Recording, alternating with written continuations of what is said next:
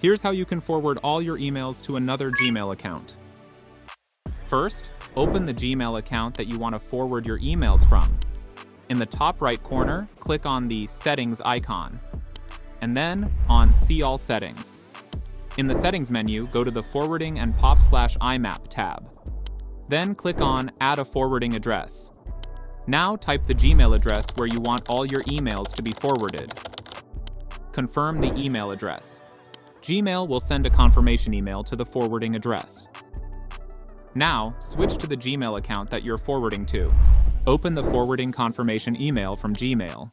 Then click the verification link and confirm.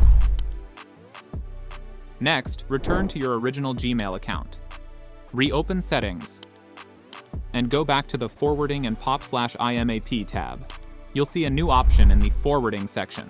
Now, select Forward a copy of incoming mail to. Then scroll down and click Save Changes.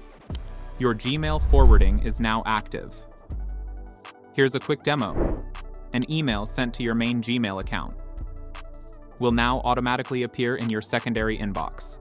And that's it. Follow and subscribe for more Gmail tips.